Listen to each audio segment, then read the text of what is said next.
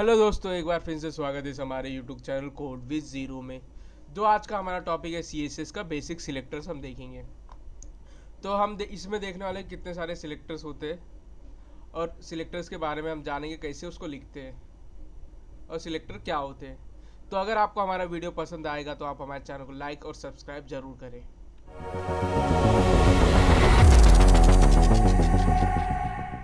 तो हम basic selectors देखते हैं। तो उसमें से हमारा पहला आता है बाय टैग नेम सिलेक्टर, दूसरा आता है क्लास सिलेक्टर, तीसरा आईडी सिलेक्टर, चौथा यूनिवर्सल सिलेक्टर, पांचवा ग्रुप सिलेक्टर रहता है हमारा, और जो हमारा आखिरी रहता है वो डिस्ग्रेंट सिलेक्टर रहता है। तो हमारे पास और भी सिलेक्टर है, तो उसको हम धीरे धीरे देखेंगे जैसे जैसे हमारा वीडियो सीरीज आगे बढ़ते जाएगा।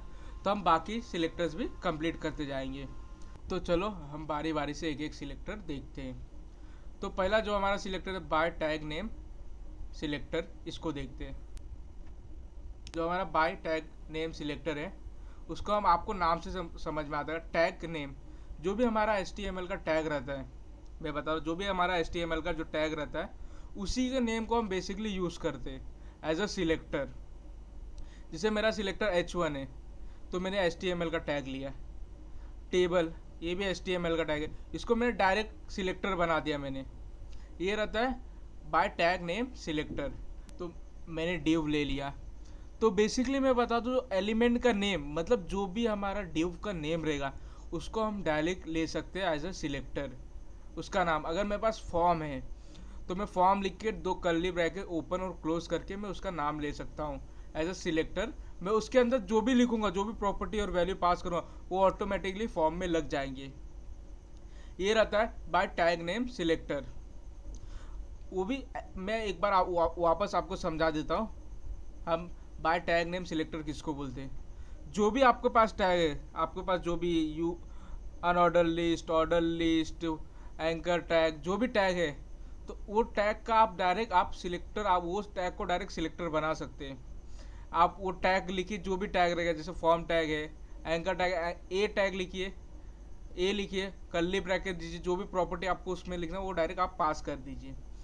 तो जो भी प्रॉपर्टी आपने पास किया, प्रॉपर्टी और वैल्यू, ऑटोमेटिकली वो टैग के अंदर लग जाएगा। ये रहता है हमारा बाय टैग नेम सिलेक्टर्स। तो आओ चलो हम अपने नेक्स्ट प्रॉपर्टी की तरफ बढ़ते हुए, तो अभी क्लास सिलेक्टर देखते हैं। बेसिकली क्लास सिलेक्टर जो रहता है हमारा टैग के अंदर हम लिखते हैं उसको। जैसे मैंने ये डिव टैग है तो डिव टैग के अंदर हम क्लास लिखते हैं, इज इक्वल टू देखिए डबल कोटेड में हेडर लिखते हैं। सेम देख सकते हैं आप, हेडर इधर आ रहा है। तो बेसिकली हम क्लास को डॉट से लिखते हैं, डॉट, जो जहाँ भी हम क्लास लिखेंगे उसको डॉट लिखेंगे। फिर जो इसके आगे, जो इसके अंदर वैल्यू पास किया रहेगा, जो हमारे वैल्यू है, वो वैल्यू को हम इधर लिखेंगे। फिर उसके बाद कर्ली ब्रैकेट्स, फिर जो प्रॉपर्टी और वैल्यू पास करना है इसके अंदर, हम इसके अंदर पास करेंगे। ऑटोमेटिकली जो भी रहेगा, अगर हमारा टेक्स्ट रहेगा डिव के अंदर, तो जो भी प्रॉपर्टी और वैल्यू हमने पास किया तो ऑटोमेटिकली वो प्रॉपर्टी और वैल्यू इस डिव के अंदर लग जाएंगे। ये रहता है हमारा क्लास सिलेक्टर। तो मैं एक चीज़ और बता दूँ, क्लास सिलेक्टर बेसिकली हम एक पेज में, मैं बता रहा हूँ, बेसिकली एक पेज में हम मल्टीपल टाइम यूज़ कर सकते हैं। मतलब बार बार हम एक ही सेम ये क्लास हम कहीं भी लगा सकते हैं, पूरे पेज में, वन पेज मल्टीपल टाइम हम लगा सकते हैं। तो इसका ये रहता है। और बेसिकली ग्रुप रहता है, मतलब ग्रुप में आप जहाँ चाहे वहाँ ये लगा सकते हैं। तो आओ इसके बाद हम अपना नेक्स्ट सिलेक्टर देखते हैं, आईडी सिलेक्टर देखते हैं। तो सेम ये क्लास सिलेक्टर जैसे ही होता है, बस जहाँ हम लोग क्लास लिखते थे वहाँ आईडी लिख रहे हैं अब। तो जो क्लास का रहता था वो वहाँ डॉट रहता था, और बेसिकली ये जो आईडी है, आईडी के लिए हम हैश यूज़ करते हैं। सेम वैसे ही प्रोसेस रहता है, जो भी प्रॉपर्टी आप इसमें पास करेंगे इसमें होगा। तो आप सोचते रहिए क्लास और आईडी में डिफरेंस क्या है। मैं आपको डिफरेंस बताता हूँ आईडी और क्लास में। तो मैं जैसे कि बता दूँ, जो क्लास रहता है, तो एक एग्जांपल देता हूँ मैं क्लास का आपको। तो अगर आप कोई भी स्कूल में जाते हैं, आप पियून को बोलते हैं मेरे को क्लास में जाना है, तो पियून बोलता कौन से क्लास में जाना है।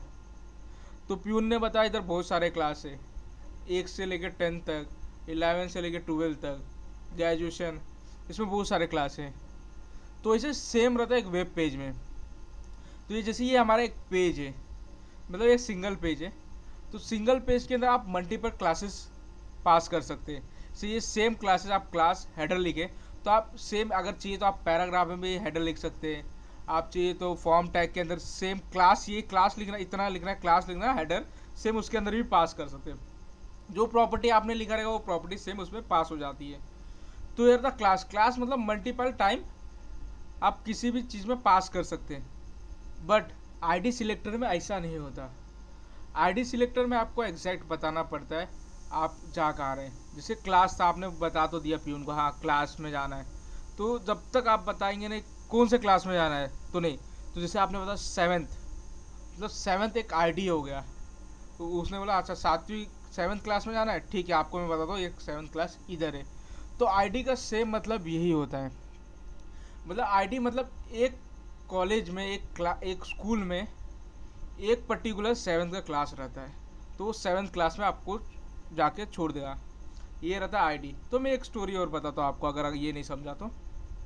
समझो एक क्लास है, जैसे 9th क्लास है, 9th क्लास के अंदर 50 बच्चे हैं, तो उस 50 में से सबका जो बताओ सबका नाम अलग अलग है, बट 2 जन का नाम सेम है। जैसे मेरे रोहित रोहित, तो अब टीचर ने बुलाया रोहित रोहित, तो आप समझ में नहीं आ रहा हो उनको कौन सा रोहित बुलाया, तो जो रोहित रोहित है वो क्लास हो गया अपना, बट उनको एक रोल नंबर दिया गया है, वो हमारा आईडी हो गया।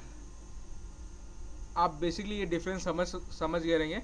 रोहित रोहित 2 नाम है, आप दोनों कंफ्यूज है किसको बुलाया, और टीचर भी किसको बुलाए, तो उसके अंदर एक पर्टिकुलर एक रोल नंबर दिया गया है क्लास के अंदर। हाँ मेरे को रोल नंबर 13 से मिलना है, मेरे को रोल नंबर 27 से मिलना है, तो मतलब उनको भी कन्फ्यूजन दूर हो गया, हाँ मेरे को ये बच्चे से मिल काम है, ये बच्चे से काम है।